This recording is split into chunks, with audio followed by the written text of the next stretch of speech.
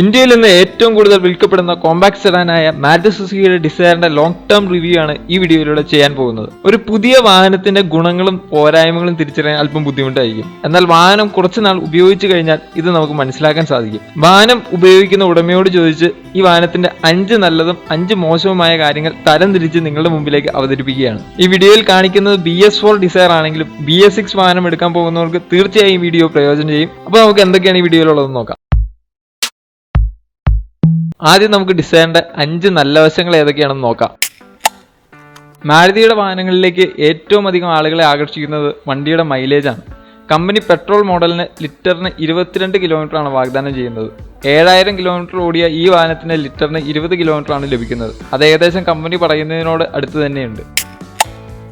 ഡിസയറിന്റെ ZXi തൊട്ടുള്ള മോഡലുകളിലാണ് smart key ഉള്ളത്. Smart കീയുടെ ഏറ്റവും വലിയ ഗുണം പോക്കറ്റിൽ നിന്നോ ബാഗിൽ നിന്നോ എപ്പോഴും എടുക്കേണ്ട ആവശ്യം വരുന്നില്ല എന്നുള്ളതാണ്. കൈ നിറയെ സാധനങ്ങൾ പിടിച്ചു വരുമ്പോൾ പോക്കറ്റിൽ നിന്ന് കീ എടുത്ത് വാഹനം തുറക്കുക എന്നുള്ളത് ശ്രമകരമായ ജോലിയാണ്. ഇങ്ങനെയുള്ള സാഹചര്യങ്ങളിൽ സ്മാർട്ട് കീ വളരെയധികം പ്രയോജനം ചെയ്യും. സ്മാർട്ട് കീ കീശയിലോ ബാഗിലോ ഉണ്ടെങ്കിൽ ഡിക്കിയിൽ കൊടുത്തിരിക്കുന്ന ബട്ടണിൽ അമർത്തി ഡിക്കി തുറക്കുകയും സാധനങ്ങൾ വളരെ എളുപ്പത്തിൽ വയ്ക്കുവാനും സാധിക്കും.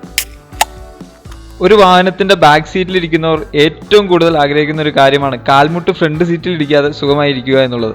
ഈ വിഭാഗത്തിൽ വരുന്ന വാഹനങ്ങളിൽ ഏറ്റവും കൂടുതൽ ലെഗ് റൂം ഉള്ള ഒരു വാഹനമാണ് മാരുതി സുസുക്കിയുടെ ഡിസയർ. നന്നായി കാല് നീട്ടി വെച്ചിരുന്ന് യാത്ര ചെയ്യാൻ സാധിക്കുന്നതിനാൽ ദൂരയാത്രകളിൽ മുഷിച്ചിലുണ്ടാകില്ല. വാഹനപ്രേമികളുടെ കണ്ണിൽ പെട്ടെന്ന് ആകർഷിക്കുന്ന ഭാഗമാണ് അടിവശം പരന്നിരിക്കുന്ന സ്റ്റിയറിംഗ്. 3 അഴികളുള്ള സ്റ്റിയറിംഗ് വീലാണ്. ശ്രവണ സാങ്കേതിക വിദ്യകൾ നിയന്ത്രിക്കുന്നതിനുള്ള ബട്ടണുകളും ഫോൺ എടുക്കുന്നതിനും വെക്കുന്നതിനുമുള്ള ബട്ടണുകളും സ്റ്റിയറിംഗിൽ തന്നെ ക്രമീകരിച്ചിട്ടുണ്ട്. ഒറിജിനൽ തടിയെന്ന് തോന്നിപ്പിക്കുന്ന രീതിയിലുള്ള വുഡ് ഇൻസെർട്ടുകൾ സ്റ്റിയറിംഗിനെ കൂടുതൽ മനോഹരമാക്കുന്നു. അതുപോലെ സ്റ്റിയറിംഗ് തുകലുകൊണ്ട് പൊതിഞ്ഞിട്ടുമുണ്ട്. ലൈറ്റായിട്ട് തിരിക്കാവുന്ന സ്റ്റിയറിംഗ് ആണ്. അതുകൊണ്ട് സിറ്റിയിൽ ഓടിക്കുവാനും പാർക്ക് ചെയ്യാനും വളരെ എളുപ്പമാണ്. ബാക്ക് സീറ്റിലിരിക്കുന്നവർ എപ്പോഴും പറയുന്ന പരാതിയാണ് AC ബാക്കിൽ എത്തുന്നില്ല എന്നുള്ളത്. അതിന് പരിഹാരമായി ഈ വാഹനത്തിന്റെ ബാക്കിലേക്ക് AC വെന്റ് കൊടുത്തിട്ടുണ്ട്. അതുപോലെ ഇലക്ട്രോണിക് ഉൽപ്പന്നങ്ങൾ കണക്ട് ചെയ്യുന്നതിനായി 12 വാട്ട് സോക്കറ്റും മൊബൈൽ ഹോൾഡറും കൊടുത്തിട്ടുണ്ട്. ഫ്രണ്ട് സീറ്റിൽ ഇരിക്കുന്നവർക്കും ബാക്ക് സീറ്റിൽ ഇരിക്കുന്നവർക്കും ഒരുപോലെ ഉപയോഗിക്കാവുന്ന തരത്തിലാണ് ഇത് ക്രമീകരിച്ചിരിക്കുന്നത്. സുഖമായ യാത്രയ്ക്ക് ബാക്കിൽ കൊടുത്തിരിക്കുന്ന ആംറെസ്റ്റും സഹായിക്കും. ഡിസൈറിന്റെ 5 നല്ല വശങ്ങളെ പറ്റി നമ്മൾ പറഞ്ഞു കഴിഞ്ഞു. ഇനി നമുക്ക് ഡിസൈറിന്റെ 5 മോശം വശങ്ങൾ ഏതൊക്കെയാണെന്ന് നോക്കാം. മാരുതിയുടെ ഇപ്പോൾ ഇറങ്ങുന്ന വാഹനങ്ങളിൽ പരക്കെ കേൾക്കുന്ന പരാതിയാണ് നിർമ്മാണത്തിലെ നിലവാരമില്ലായ്മ. വാഹനത്തിന്റെ ഭാരം കുറയ്ക്കുന്നതിനായി വളരെ കട്ടി കുറഞ്ഞ ബോഡി പാനലുകളാണ് കമ്പനി ഉപയോഗിച്ചിരിക്കുന്നത്. ഇത് വാഹനത്തിന്റെ സുരക്ഷയെ ബാധിക്കുമെന്ന് ഞാൻ വിശ്വസിക്കുന്നില്ല. എന്നാൽ ഈ വിഭാഗത്തിൽ വരുന്ന വണ്ടികൾക്ക് കുറച്ചും കൂടി കട്ടിയുള്ള ബോഡി പാനലുകൾ ഉപയോഗിക്കാമായിരുന്നു. ഇത് കാരണം വാഹനത്തിന് ചെറിയ തട്ടലും മുട്ടലും ഉണ്ടാകുമ്പോഴേക്കും വലിയ ഡെന്റുകൾ വാഹനത്തിന്റെ ബോഡിയിൽ രൂപപ്പെടുന്നതായി കാണാൻ സാധിക്കും. അതുപോലെ ഹൈവേയിൽ വേഗത്തിൽ പോകുമ്പോൾ കോൺഫിഡൻസ് കുറവും ഈ ഭാരക്കുറവ് മൂലം അനുഭവപ്പെടാറുണ്ട്. വണ്ടിയുടെ ഡാഷ്ബോർഡിന്റെ മുകളിൽ തിളങ്ങുന്ന പ്രതലമുള്ള പ്ലാസ്റ്റിക് ആണ് ഉപയോഗിച്ചിരിക്കുന്നത്. അതുകൊണ്ട് നല്ല വെയിലുള്ള സമയങ്ങളിൽ, പ്രത്യേകിച്ച് ഉച്ച സമയങ്ങളിൽ വെളിച്ചം ഇതിൽ തട്ടി ഫ്രണ്ട് ഗ്ലാസിലേക്ക് പതിക്കുകയും റോഡിലേക്കുള്ള കാഴ്ചയെ സാരമായി ബാധിക്കുകയും ചെയ്യും. 175 സെന്റിമീറ്റർ കൂടുതൽ പൊക്കമുള്ള ആളുകൾക്ക് ബാക്ക് സീറ്റിലിരിക്കുമ്പോൾ തല മുട്ടാൻ സാധ്യതയുണ്ട്. അതിന്റെ കാരണം പുറകുവശത്തേക്ക് വളഞ്ഞിരിക്കുന്ന റൂഫ് ലൈനാണ്. അതുപോലെ അണ്ടർ തൈ സപ്പോർട്ടും അല്പം കുറവാണ്. എങ്കിലും വണ്ടിയുടെ പുറകുവശത്തെ കാല് നീട്ടി വെക്കാനുള്ള സ്ഥലം ഈ കുറവ് ഒരു പരിധിവരെ പരിഹരിക്കുന്നുണ്ട്.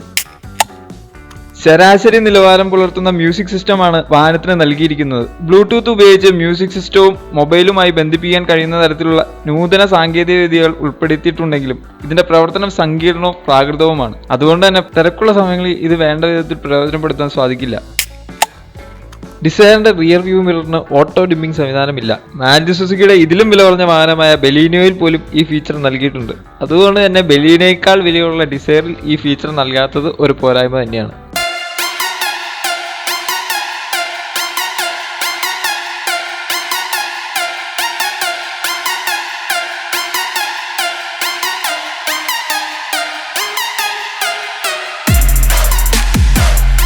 ഡിസയറിന്റെ ഗുണങ്ങളും ദോഷങ്ങളെയും കുറിച്ചുള്ള ഈ വീഡിയോ നിങ്ങൾക്ക് ഇഷ്ടപ്പെട്ടു എന്ന് വിശ്വസിക്കുന്നു. BS6 മോഡൽ ഡിസയർ എടുക്കാൻ പോകുന്നവർക്ക് തീർച്ചയായും ഈ വീഡിയോ പ്രയോജനം ചെയ്യും. നിങ്ങൾക്ക് ഈ വീഡിയോ ഇഷ്ടപ്പെട്ടെങ്കിൽ ലൈക്ക് ചെയ്യുക. അതുപോലെ നിങ്ങളുടെ സുഹൃത്തുക്കളിലേക്ക് ഈ വീഡിയോ ഷെയർ ചെയ്യാനും ശ്രമിക്കുക. വാഹനങ്ങളെ കുറിച്ചുള്ള നല്ല കിടിലൻ വീഡിയോസ് ആയിട്ട് നമ്മൾ ഇനിയും മടങ്ങി വരുന്നതായിരിക്കും. അടുത്ത വീഡിയോകൾ നിങ്ങളുടെ അടുക്കലേക്ക് എത്തണമെങ്കിൽ അലക്സിസ് കാർ വ്ലോഗ്സ് എന്നുള്ള ചാനൽ ഒന്ന് സബ്സ്ക്രൈബ് ചെയ്യാനും ശ്രമിക്കുക. അതുപോലെ അടുത്തുള്ള ബെല്ലൈക്കണും കൂടി ഒന്ന് ഞെക്കി ചെയ്യുക. അപ്പോൾ നമുക്ക് അടുത്ത വീഡിയോ കാണാം.